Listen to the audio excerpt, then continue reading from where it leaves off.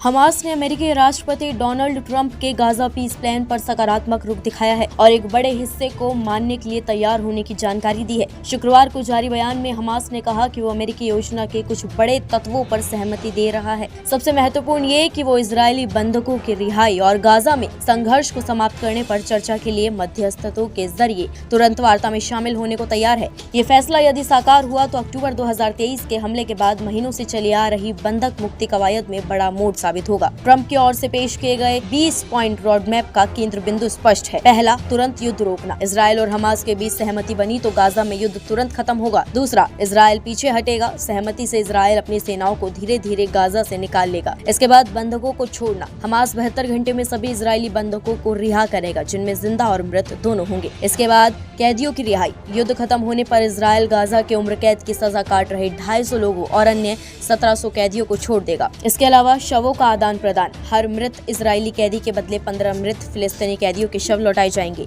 Gaza को आतंक मुक्त बनाना। गाजा से हमास के सारे ठिकाने और हथियार हटाए जाएंगे। इसके बाद हमास प्रशासन में शामिल नहीं होगा। हमास और अन्य लड़ाके गाजा की सरकार में हिस्सा नहीं लेंगे। इसके बाद अंतरिम प्रशासन समिति यानी कि गाजा के लिए एक अस्थायी तकनीकी समिति बनाई जाएगी, जिसमें योग्य लोग होंगे। इसके अलावा शांति बोर्ड बनेगा। इस बोर्ड की अध्यक्षता अमेरिकी राष्ट्रपति ट्रंप करेंगे। इसमें टोनी ब्लेयर और अन्य देशों के नेता भी शामिल होंगे। पुनर्निर्माण योजना यानी कि बोर्ड गाजा के विकास और सुधार की योजना बनाएगा और उसका खर्च भी उठाएगा। मानव सहायता, जहां गाजा को तुरंत पर्याप्त मदद दी जाएगी। इसके अलावा विशेष व्यापार क्षेत्र यानी कि गाजा में खास व्यापारिक क्षेत्र बनाए जाएंगे, जिससे रोजगार बढ़ेगा। लोगों की आजादी। किसी को गाजा छोड़ने के लिए मजबूर नहीं किया जाएगा। जो चाहे जा सकता है और लौट सकता है। सुरक्षा के लिए फोर्सेस। एक अंतर्राष्ट्रीय सुरक्षा बल गाजा में सुरक्षा बनाए रखेगा। इसके अलावा पुलिस की ट्रेनिंग। सुरक्षा बल गाजा पुलिस को ट्रेनिंग देंगे और मदद करेंगे। सीमा सुरक्षा। इजरायल और मिस्र की सीमाओं पर सुरक्षा मजबूत होगी। इसके अलावा लड़ाई बंद यानी कि युद्ध खत्म होने तक हवाई हमले और गोलाबारी रोकी जाएगी। मानवाधिकार सुनिश्चित। अंतर्राष्ट्रीय संगठन गाजा में मदद और सुरक्षा की निगरानी करेंगे। वहीं शांति बातचीत यानी कि इजरायल और फिलिस्तीन के बीच शांति के लिए बातचीत शुरू होगी। भविष्य की योजना। इस योजना का मकसद गाजा में स्थायी शांति, विकास और बेहतर जीवन लाना है। वहीं आपको बता दें, व्हाइट हाउस ने इस प्लान को युद्ध रोकने और क्षेत्र के प्रशासन को नया आकार देने का रोड मैप बताया है। ट्रंप ने हमास को अल्टीमेटम भी दिया था। शुरुआती डेडलाइन के बाद रविवार शाम तक सहमति न मिलने पर और कड़ा सैन्य विकल्प संभव है। अगर समझौता नहीं हुआ तो इजरायल को अमेरिका का पूर्ण समर्थन मिलेगा, ये भी कहा गया। इसके बाद हमास ने कुछ बिंदुओं पर सहमति जताई और कुछ बिंदुओं पर और परामर्श की जरूरत जताई। यानी बातचीत की राह अभी खुली है, पर तय कदम उठाने का मिजाज भी दिख रहा है। वहीं इस मुद्दे पर अंतर्राष्ट्रीय प्रतिक्रिया भी मिश्रित रही। इनके अलावा भारतीय प्रधानमंत्री नरेंद्र मोदी ने भी ट्रंप के इस प्लान का स्वागत किया था।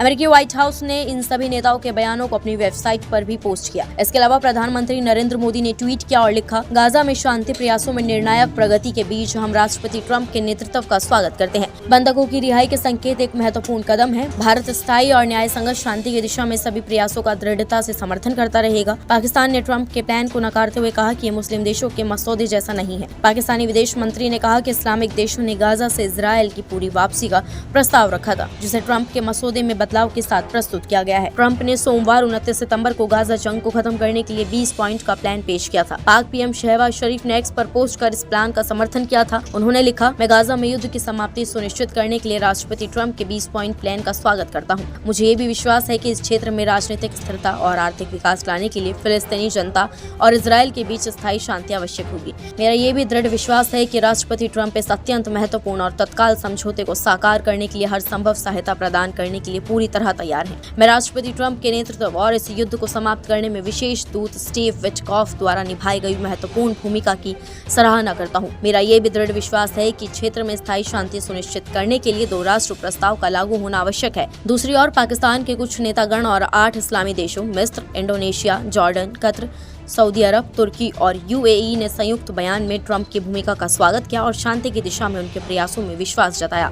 भारतीय प्रधानमंत्री ने भी इस कदम का स्वागत करते हुए बंधकों की संभावित रिहाई को महत्वपूर्ण बताया है। क्या हमास की सहमति व्यापक और स्थायी होगी या ये केवल बंधकों की रक्षा लाभ की तत्काल रणनीति है? और दूसरा, क्या इजरायल और क्षेत्रीय शक्तियां ट्रंप प्रस्ताव के तहत दिया गया प्रशासनिक बदलाव स्वीकार कर पाएंगी? पाकिस्तान के विरोध और कुछ मध्यस्थों की शंकाएं ये दिखाती हैं कि रास्ता सहज नहीं होगा। साथ ही ये भी साफ है है कि यदि हमास पूरी तरह सहमत हो जाता है तो ये 2 साल से जारी संघर्ष समाप्त करने में एक ऐतिहासिक मोड़ हो सकता है। ट्रंप ने समय सीमा बढ़ाई और दबाव बनाए रखा। हमास ने कुछ शर्तों पर हामी भरी और अब मध्यस्थतों के जरिए वार्ता के रास्ते खुले हैं। इस प्रकरण की सफलता तभी सुनिश्चित होगी जब बंधकों की सुरक्षित रिहाई और गाजा में मानवीय सहायता के लिए तत्काल व्यवहारिक कदम उठाए जाएं, न केवल कागजी आश्वासन बल्कि जमीन पर ठोस कार्रवाई हो। इस बीच हम देखेंगे कि अगले कुछ दिन हफ्तों में क्या वार्ता टेबल पर तय होता है और क्या मध्य पूर्व में स्थायी शांति की दिशा में एक मील का पत्थर बनता है या फिर अस्थायी समाधान पर ही टिक कर रह जाएगा। नमस्कार, मैं हूं मानक गुप्ता। अगर आपको हमारा ये वीडियो पसंद आया हो तो इसे लाइक और शेयर जरूर करें और हाँ, हमें सब्सक्राइब और फॉलो करना ना भूलें ताकि आप देश और दुनिया की कोई खबर मिस ना करें। तो जुड़े रहिए हमारे साथ और देखते रहिए न्यूज़ 24।